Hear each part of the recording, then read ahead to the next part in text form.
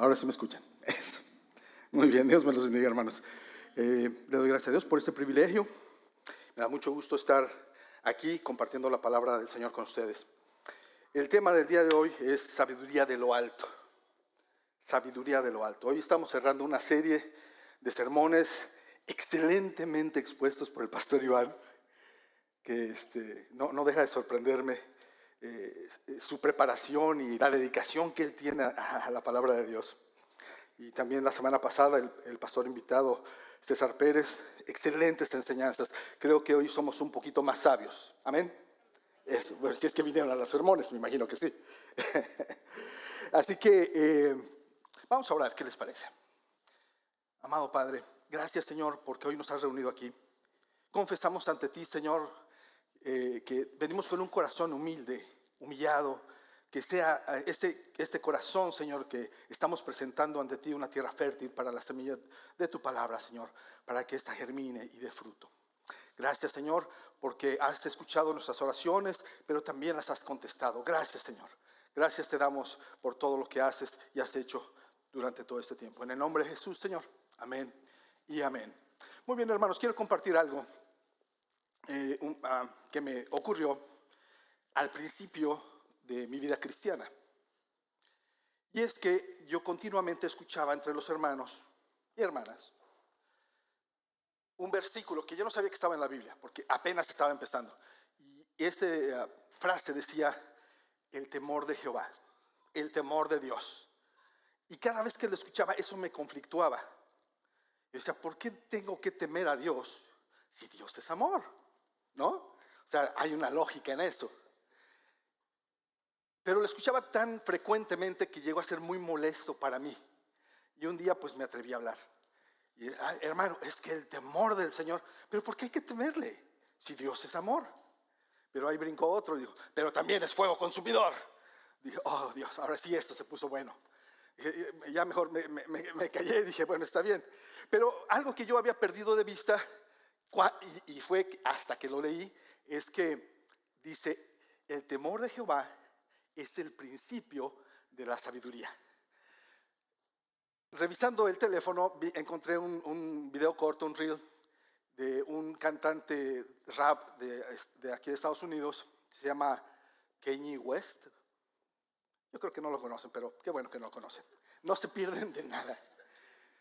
Él estuvo casado con una de las Kardashian, a la mejor por allá va.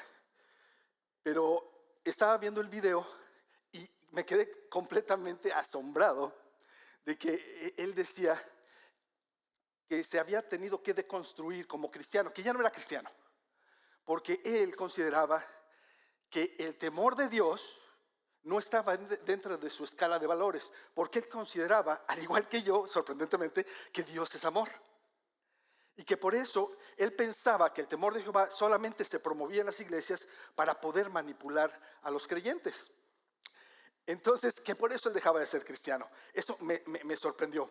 Y quiero compartir una ilustración con ustedes acerca de esto y espero poder lograr el objetivo. En mi casa, hace un tiempo, mi esposa cocinaba con sartenes de teflón, de estos que dicen que no se pega el alimento, sí se pega. Pero tiene una particularidad, eso lo saben las hermanas. Tiene una particularidad, son muy delgados. Entonces, cuando yo iba a la cocina y quería robarme un pedacito de carne, un sartenazo en la espalda. No duelen, arden. Bueno, eso me han dicho algunos hermanos de la iglesia. No es testimonio personal, o sea, no es testimonio personal, pero arde.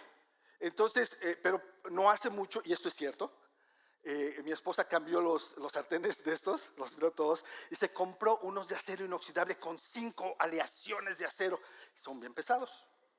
Entonces, cuando yo vi eso y quise ir a agarrar un pedazo de bistec, lo pensé de 2 veces. Y en este momento dije, el temor de Jehová es el principio de la sabiduría.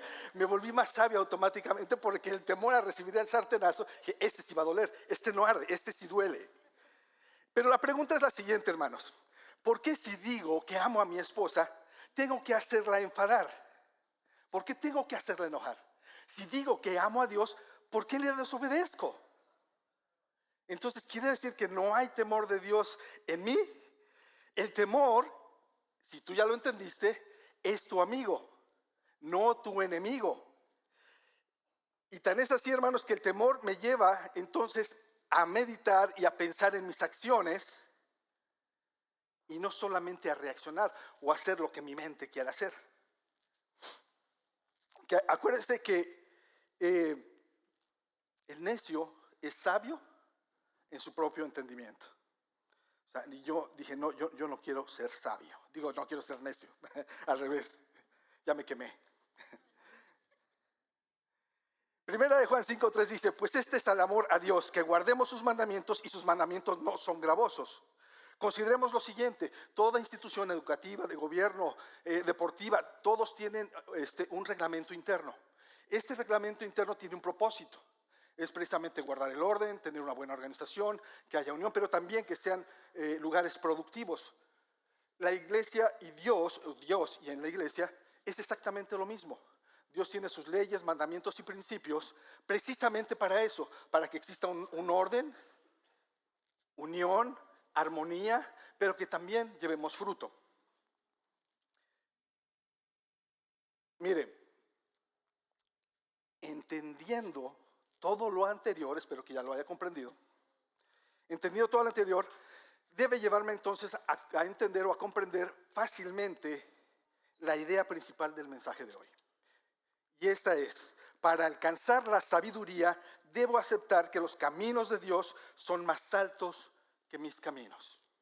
Y esto lo tomé de Isaías 55, versículos 8 y 9, que dice de esta manera, porque mis pensamientos no son vuestros pensamientos, ni vuestros caminos mis caminos, dijo Jehová. Como más altos los cielos que la tierra, así son mis caminos y mis pensamientos más que vuestros pensamientos. La pregunta que surge es, ¿qué debo hacer para transitar en esos caminos y adquirir sabiduría de lo alto, sabiduría para la vida diaria? Bueno, yo he encontrado 3 áreas que debemos rendir a Dios en orden para recibir sabiduría, para vivir con sabiduría. La primera área de rendición es precisamente la rendición de mis pensamientos. Le voy a dar unos ejemplos de pensamientos al azar. Va a ser el Mundial de Fútbol en Estados Unidos. Voy a vender mi casa para no perderme y tener el mejor lugar. O mi carro, o a mi suegra. Bueno, no creo que den mucho. ¿Qué tiene de malo tener 2 novias, dicen los jóvenes, no? O hasta 3. Mi corazón es un condominio.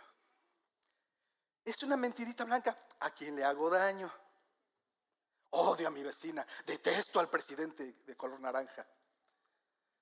A mí nadie me dice cómo tratar a mi esposa. Que ni se pare aquí porque, ay, cómo le va a ir. Uy, se cree muy sabiondo porque está predicando. Qué ridícula, mira, viene vestida. Pero le voy a decir que se ve bien. Miren, hermanos, 1,000,000 de... Ay, ¿qué pasó por ahí? 1,000,000 de pensamientos atraviesan por nuestra mente que no están alineados con la palabra de Dios. Pero no solamente esto se reduce a este tipo de pensamientos, sino pensamientos que deben o van a llevarnos a tomar decisiones en nuestra vida. Y algunas de estas decisiones son muy, muy, muy importantes. Nosotros, cuando recibimos a Cristo en nuestra vida, en nuestro corazón, traíamos un bagaje del mundo, traíamos toda esta contaminación. Y cuando venimos aquí a la iglesia y venimos y adoramos a Dios y le alabamos y recibimos la instrucción de su palabra, nos tiramos todo ese bagaje, porque entendemos que eso es del mundo y no se alinea con los pensamientos de Dios. Sin embargo, cuando salimos por esa puerta, volvemos a las redes sociales, volvemos a la televisión, volvemos a ver Betty la Fea y nos volvemos a llenar de ese bagaje. Yo no veo Betty la Fea porque, nada más aclaro. Esa fue la última que vi en mi vida. Ya tiene años. Y lo volvemos a recoger y venimos a la iglesia, lo volvemos a tirar, lo volvemos a recoger. Por eso es importante que tú tienes que venir a la iglesia. Por eso es importante que tú te tienes que saturar de la palabra de Dios. Por eso es importante que tomes un discipulado en los salones, en los grupos de vida a las 9:30 de la mañana. Estos salones, aparte de que sí hay bastantes discípulos, quisiéramos que estuvieran a reventar. ¿Por qué? Porque queremos ver personas creyentes deseosos de seguir avanzando en el conocimiento y en la sabiduría de Dios. Segunda de Corintios 10:5 dice de esta manera: derribando argumentos y toda altivez que se levanta contra el conocimiento de Dios y llevando todo pensamiento a la obediencia de Cristo. Romanos 12:2 dice: no os conforméis a este mundo, sino transformaos por medio de la renovación de vuestro entendimiento para que comprobéis la buena voluntad de Dios, agradable y perfecta. Les voy a dar otro versículo. Filipenses 4:8: por lo demás, hermanos, todo lo que es verdadero, todo lo que es honesto, todo lo justo, todo lo puro, todo lo amable, todo lo que es de buen nombre, si hay virtud alguna, si algo digno de alabanza, en eso pensad. Todos estos 3 versículos hablan de nuestra mente, de nuestro pensamiento, cómo debemos pensar, cómo debemos dirigirnos, cómo es que nosotros, viendo Romanos 12:2, dice que debemos renovar nuestro entendimiento, pero esta renovación de entendimiento no lo vamos a hacer con libros de gurús o libros de pseudo expertos, sino lo vamos a hacer por medio de la palabra de Dios, esta renovación. En el libro de Éxodo, hermanos, narra la vida de Moisés. Y miren, él cuando tenía 40 años, para los que no conocen esta historia, él tenía cerca de 40 años, el pueblo de Israel vivía esclavo en Egipto, y él vio que un egipcio maltrataba a un hebreo, a uno de sus hermanos. Entonces, cuando él se dio cuenta que nadie lo estaba viendo, mató al egipcio y lo enterró en la arena. Al siguiente día ve a 2 hebreos peleando entre ellos, y él se acerca y dice: bueno, ¿por qué están peleando si son hermanos? Y uno de ellos le contesta: bueno, ¿y tú? ¿A ti qué? O sea, ¿ahora vas a ser juez de nosotros? ¿Nos vas a hacer lo mismo que al egipcio? ¿Nos vas a matar? Entonces Moisés se dio cuenta que ya se sabía que él había matado a un egipcio y que probablemente lo iban a matar a él. Sale huyendo y después de huir llega a este lugar, vive por 40 años pastoreando las ovejas de su suegro Yetro, que era sacerdote en Madián. Y nuevamente ahora Dios viene a él y le dice que lo va a usar para liberar a Israel de Egipto. Y al estar en esta conversación con Dios, él hace varias preguntas y 2 aseveraciones. Dice: ¿quién soy yo? Luego pregunta: ¿quién eres tú? Y si no me creen, y luego dice: yo no soy elocuente, no sé hablar, mejor envía a otro. Esto nos pasa a cada uno de nosotros. Siempre pedimos, cuando tenemos y nos asaltan las dudas y los temores, pedimos que alguien más lo haga. ¿Sabes qué? Te toca orar el día de hoy. Oye, no, mejor alguien más, ¿no? Te toca hacer la lectura de la Biblia. No, es que como que no sé leer bien. Y te toca predicar. Bueno, y si no me creen, pues es que no depende de ti. ¿Quién eres tú? Cuando indagamos sobre Dios y su poder. Pero a veces también dices: ¿quién soy yo? Y estamos cuestionando los dones y los talentos y las habilidades que Dios nos ha dado. Sin embargo, Dios respondió a todas las objeciones de Moisés. A todas le respondió. Y Moisés finalmente rinde su modo de pensar a la voluntad de Dios, y lo demás es historia. Él rindió su pensamiento porque se dio cuenta que Dios iba a dar una solución a cada una de sus preguntas, a cada uno de sus pretextos. Y a veces nos encontramos en esta situación, dando pretextos en la vida para no hacer las cosas, cualquiera que éstas sean. Nos pasamos dando pretextos, pero ciertamente Dios, si tú lo encuentras en su palabra o en una predicación, te vas a dar cuenta que Él va a quitar todas estas objeciones. Vi hace un tiempo un video de un debate en la Universidad de Cambridge. Son debates académicos. Y en este debate académico estaba, por un lado, un matemático, científico, apologista cristiano de nombre John Lennox. John Lennox, no John Lennon, el de los Beatles, no. Para que luego no vayan a andar, no, dijeron en la iglesia que John Lennon era cristiano y era matemático, aparte que tocaba en los Beatles, no. John Lennox, es un hombre bastante maduro, peloncito, regordete, cara de buena gente.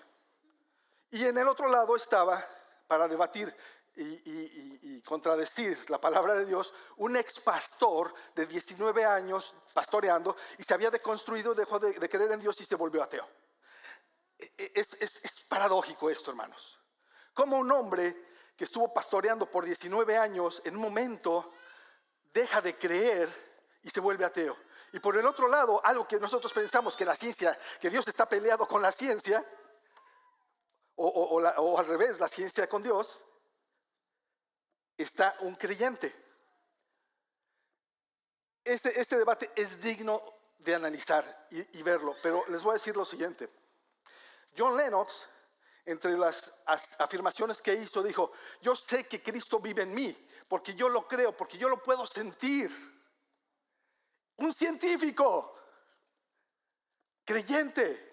Y el otro lado, el otro hombre decía: bueno, si existe un Dios, ha de ser malo, porque todos los días mueren niños en los hospitales de cáncer. Y si existe, es malo.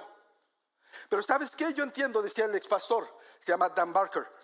Decía este expastor: mira, nadie me ganaba a predicar el evangelio. Yo lo predicaba en los camiones, en las calles, en los supermercados. Yo a todo mundo con pasión predicaba el evangelio. Pero un día empecé a predicar del amor de Dios solamente. Y después empecé a predicar de otras cosas. Y llegué a la conclusión de que orar era un tiempo perdido, eran palabras al aire. Que estaba yo hablando con un ser imaginario. Y entonces decidí no creer más en Dios.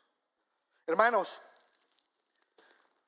tú puedes leer 10,000 veces Proverbios, Salmos, Eclesiastés, toda la Biblia, y seguir siendo un necio si tú no rindes tus pensamientos ante Dios.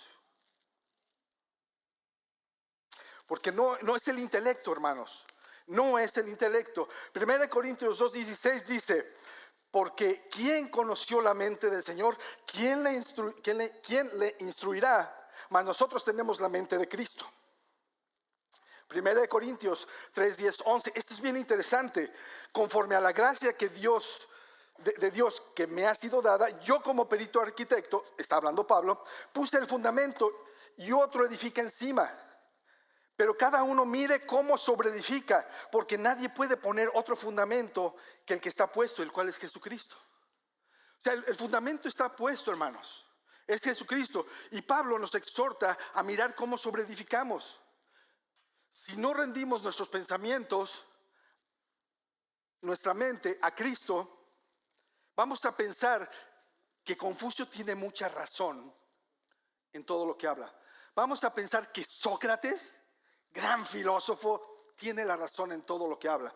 Y mire, no los estoy desestimando, hay sabiduría, pero cuando se trata del evangelio, la salvación, Cristo y la vida cristiana, nada que ver. Pero hay quienes mezclan la nueva era con Cristo. Hay quienes mezclan metafísica y Cristo, y una mezcolanza, y empiezan a edificar su vida. Y mire lo que dice Jesús en Mateo 7, 24, 25. Cualquiera que me oye estas palabras y las hace, le compararé con un hombre prudente que edificó su casa sobre la roca. Pero también habla de otro hombre que dice: pero cualquiera que me oye estas palabras y no las hace, le compararé con un hombre insensato que edificó su casa sobre la arena.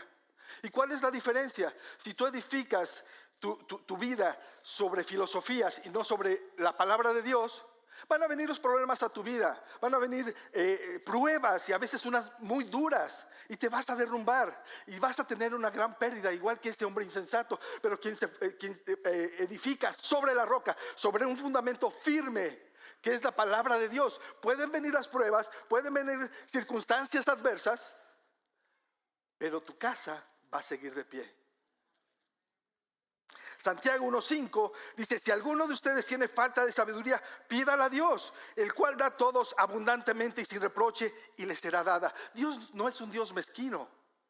Dios se complace en darnos sabiduría. Recuerdo que igual cuando empezaba mi vida en Cristo, yo era, hermanos, el más preguntón de todos. Los cansé a todos los hermanos.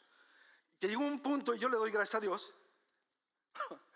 que, oye hermano, que la Biblia, que esto y que lo otro. Ay hermano, y se acaba. Ya venía listo, tenga este libro, léalo. Hermano, hermano, aquí está esta enciclopedia, léala toda. Y luego viene y me pregunta. Y le doy gracias a Dios que me dieron libros. ¿Por qué? Porque podía yo seguirme instruyendo, seguir conociendo más profundamente, aparte del estudio de la Biblia. Miren, la segunda área de rendición que debemos traer ante Dios es precisamente la rendición de mis caminos. Ya me rendí ante Dios, mi mente, mis pensamientos, ahora debo rendir mis caminos. Leyendo, miren, el contexto del versículo base que tenemos hoy de Isaías 55, 8 y 9, también habría que leer los versículos 6 y 7. De hecho, todo el capítulo, en el primer versículo del capítulo 55 de Isaías 55, dice, vengan todos los sedientos. Y es que Dios en estos versículos nos está animando a buscarle, porque Dios tiene compasión de nosotros, pues Dios perdona generosamente, aunque nosotros no perdonamos. Dios tiene compasión cuando nosotros no la tenemos. Dios tiene misericordia cuando nosotros no queremos ofrecer misericordia.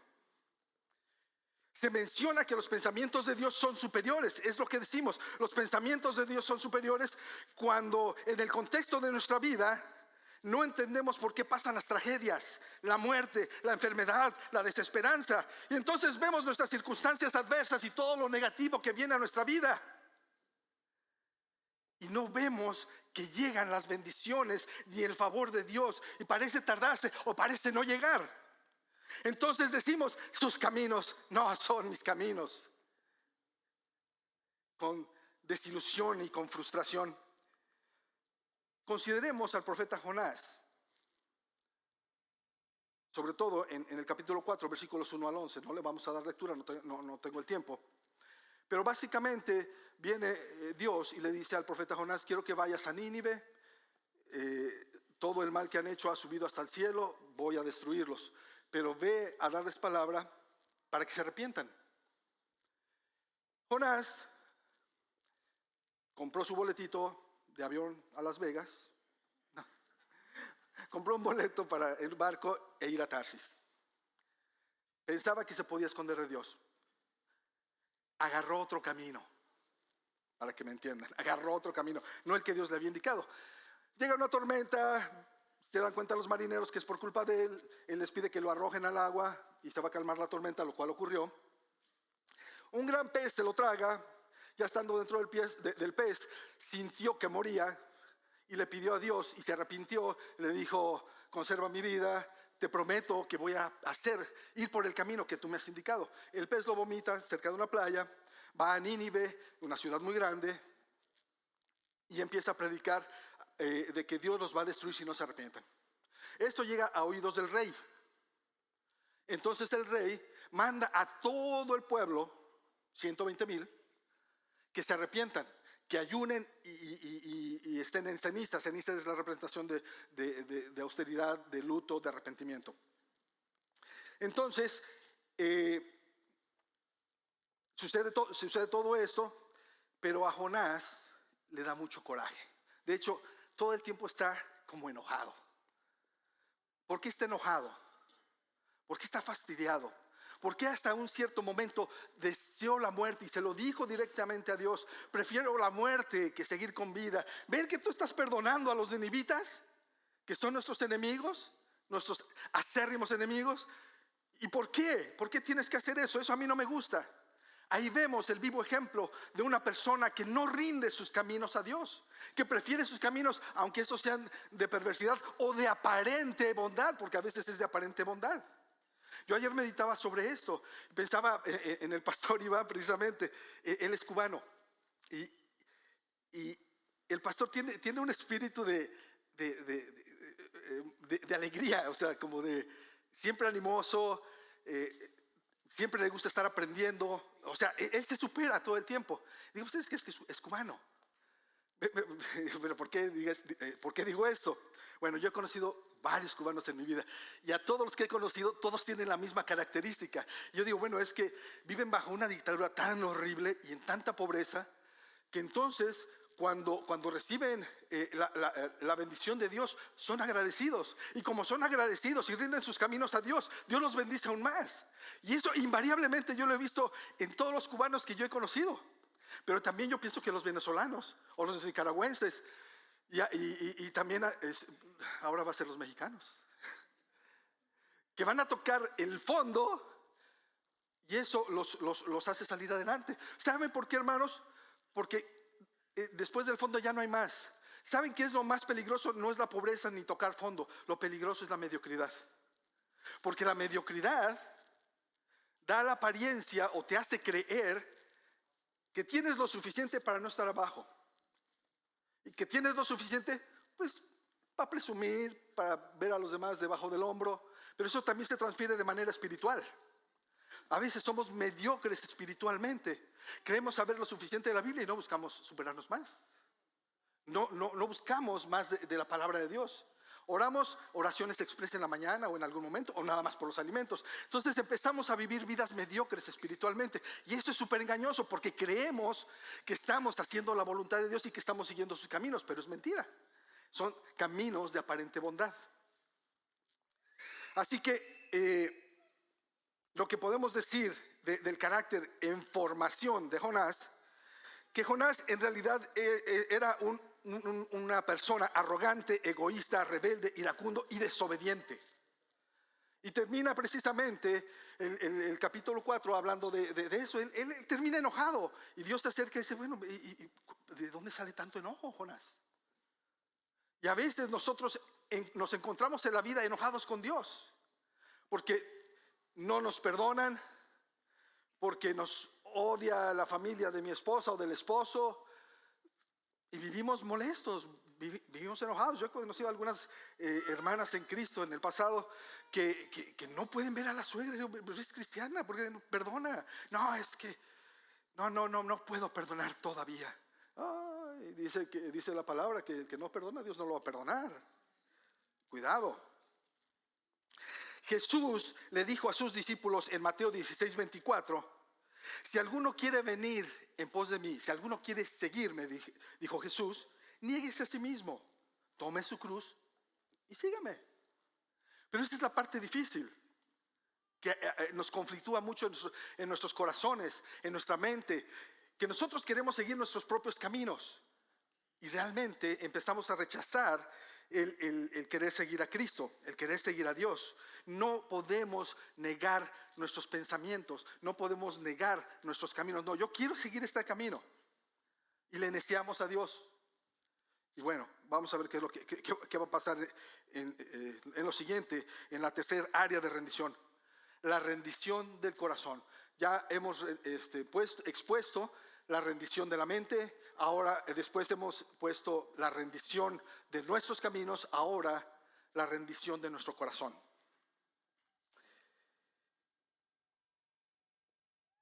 En el libro de Charles Swindoll, se llama Viviendo los Proverbios. Este libro me lo prestó el pastor, el pastor Iván. Me dijo, ten para que dejes de ser necio, hazte sabio. No, me lo prestó como un excelente recurso de estudio. Se los recomiendo, pero no saben cuánto. Es una joya. Este libro es una joya. Viviendo los Proverbios, Charles Swindoll. Es una joya, hermano. Yo estoy enamorado de este libro. Se lo voy a regresar porque me pidió que se lo cuidara, pero ya sé por qué me lo pidió. Es que es de la hermana Yanex y no de él. Bueno, en este libro, Charles Swindoll nos indica 4 razones por las cuales nos cuesta trabajo rendir nuestra voluntad a Dios. 4 razones por las cuales nos cuesta tanto trabajo rendir nuestra voluntad a Dios. Charles Swindoll, citando Proverbios 1, versículos 24 y 25, que voy a ir leyendo conforme lo voy exponiendo. Número 1 es la obstinación. El versículo dice, por cuanto llamé y se resistieron. La palabra resistieron en el hebreo, ahí en el Antiguo Testamento, da a entender que estoy desafiando una autoridad de manera deliberada y sistemática. El rechazo obstinado denota un espíritu arrogante y una mente embotada. Lo bueno es que aquí no hay nadie así. Número 2, insensibilidad. Versículo también 1:24. Extendí mis manos y no hubo quien escuchara. Esto se refiere a alguien que ha decidido no escuchar ni tomar conciencia. Es como alguien que va caminando en la calle con sus audífonos y alguien le hace la seña que quiere hablar con él y él le sube más el volumen y conscientemente se retira. Nada común hoy, ¿verdad? Que todos andan con sus audífonos. Número 3, la indiferencia. La indiferencia es un obstáculo igual por la cual no queremos rendir nuestra voluntad a Dios, nuestro corazón. En el versículo 25 dice: desecharon todo consejo mío. El término hebreo se refiere a ignorar. La indiferencia también puede significar cierta hostilidad contra Dios. Probablemente hubo algo en el pasado, la muerte de un familiar o alguna situación, y estás resentido con Dios porque no has entendido que sus caminos son más altos que nuestros caminos. Y entonces, al igual que un hijo rechaza intencionalmente las instrucciones de los papás, o sea, intencionalmente. ¿Por qué? Por indiferencia. Y el cuarto, estar a la defensiva. También el mismo versículo 25 dice: y no quisieron mi reprensión. La palabra hebrea da a entender una falta de disposición, alguien que no acepta la responsabilidad de sus malas acciones.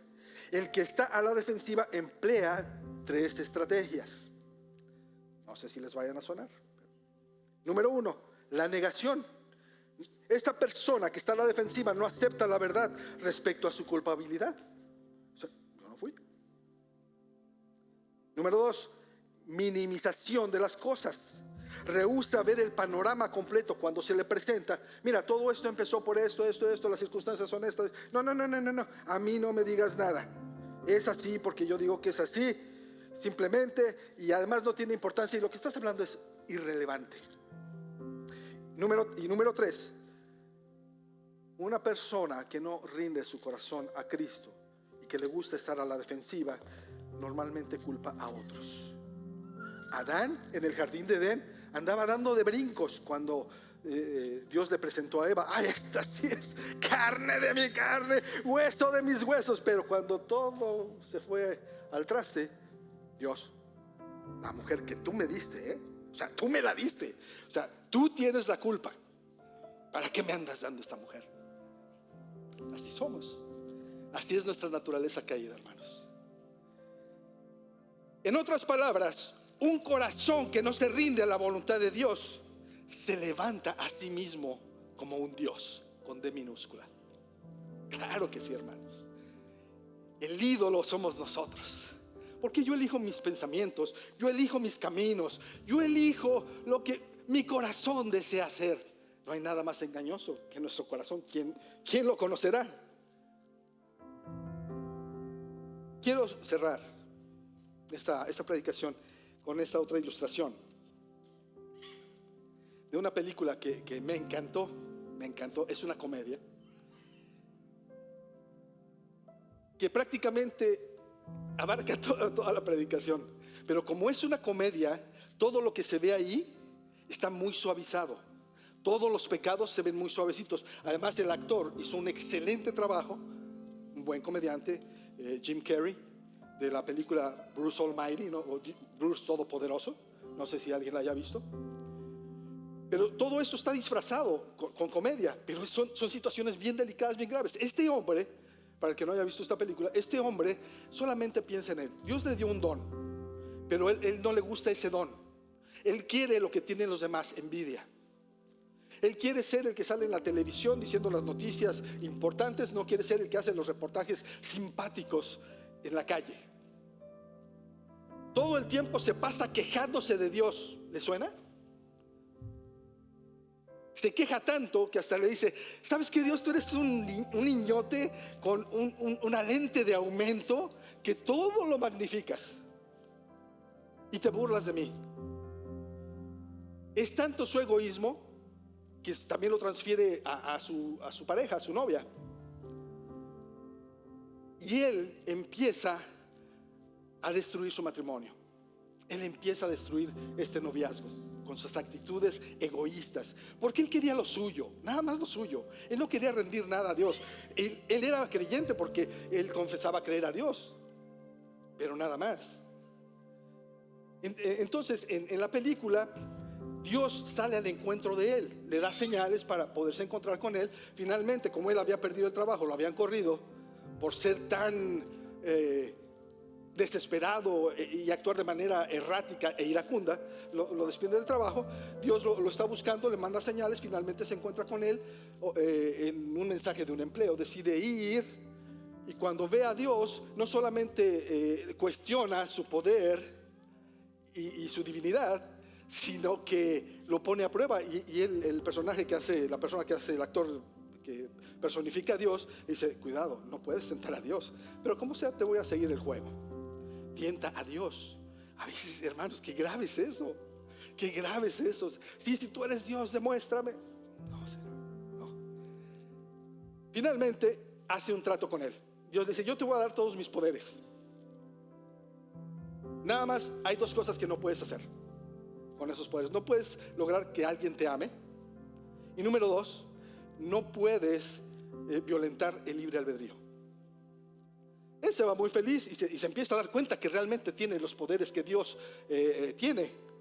Entonces empieza a actuar ahora como un niñote con una lente de aumento, con la cual él empieza a apropiarse de todas las cosas que él quería, de una manera, siendo un orgulloso, un envidioso, egoísta, y logra que le quiten el trabajo al que da las noticias en la televisión, el puesto que él quería. Hace que lo despidan y él se queda con el trabajo. Sin embargo, él no se había dado cuenta que además él recibía todas las oraciones de toda la ciudad. Eran millones de oraciones, pero él estaba cansado de eso. ¿Y sabes qué? Le voy a dar sí a todos. Lo que oren, lo que pidan, sí. Eso generó un caos alrededor de su vida. ¿Le suena? A veces nosotros queremos ser tan complacientes o somos tan descuidados que empezamos a no darnos cuenta que con nuestras actitudes, con nuestras acciones, empezamos a crear caos alrededor de nosotros, en la familia, en el trabajo, viviendo descontentos, frustrados. Y él logró eso. No pudo hacer su debut por el desastre que él mismo había creado. El final de la película está este hombre frustrado, enojado, desilusionado, porque no pudo hacer que su novia volviera con él. Él no podía hacer que lo amaran, no podía violentar el libre albedrío.